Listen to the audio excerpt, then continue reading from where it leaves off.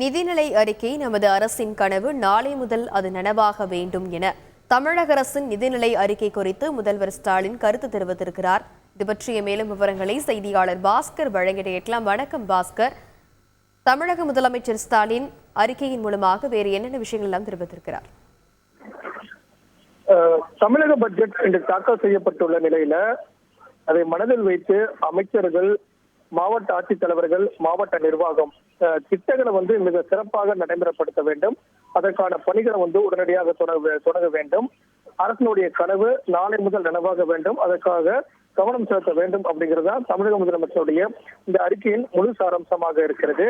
தடைகளை தாண்டி வளர்ச்சியை நோக்கி தமிழ்நாடு சீர்மிகு பயணத்தை நடத்தி வருகிறது. அரசினுடைய நிதிநிலை அறிக்கை என்பது நிதியமைச்சர் தங்கம் தென்னரசு அவர்கள் இன்றைய தினம் தமிழக சட்டப்பேரவையில் தாக்கல் செய்திருக்கிறார். பொதுவாக நிதிநிலை அறிக்கை நிதியை மையமாக கொண்டு தயாரிக்கப்படும். ஆனால் அது நீதியை மையமாக கொண்டு தயாரிக்கப்பட்டிருக்கிறது அப்படிங்கிறதையும் சுட்டிக்காட்டியிருக்கிறார். சமூக நீதியை மையமாக கொண்டு தயாரான இந்த அறிக்கை அனைத்து மக்களுக்குமான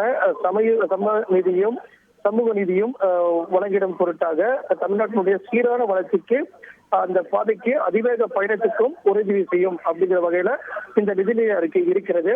6வது முறையாக ஆட்சி வந்திருக்கும் திமுக இதை கருத்தில் கொண்டுதான் எல்லோருக்கும் எல்லாம் என்ற திராவிட மாடல் ஆட்சியாக செயல்பட்டு வருகிறது. இந்தியாவில் பொருளாதாரத்துக்கு 9% விழுக்காடு என்பது தமிழகத்தினுடைய பங்காக இருக்கிறது. தமிழ்நாட்டினுடைய பொருளாதார வளம் என்பது இந்தியாவினுடைய GDP-ல அதிக முக்கியத்துவம் கொடுத்திருக்கிறது. அதன் காரணமாக தமிழகம் 2வது இடத்தில் இருக்கிறது. தமிழ்நாட்டினுடைய வளர்ச்சியில் 8.19 விழுக்காடாக இருக்கிறது. மாநிலத்தினுடைய பணவீக்கம் என்பது 5.97 விழுக்காடாக குறைந்திருக்கிறது.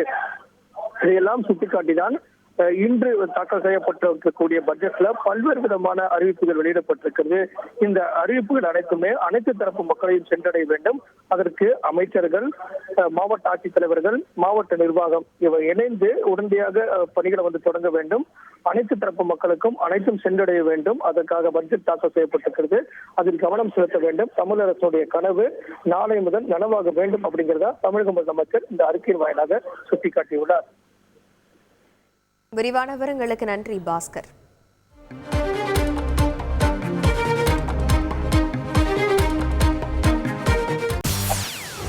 செய்திகளை உடனுக்குடன் தெரிந்து கொள்ள உடனே சப்ஸ்கிரைப் பண்ணுங்க.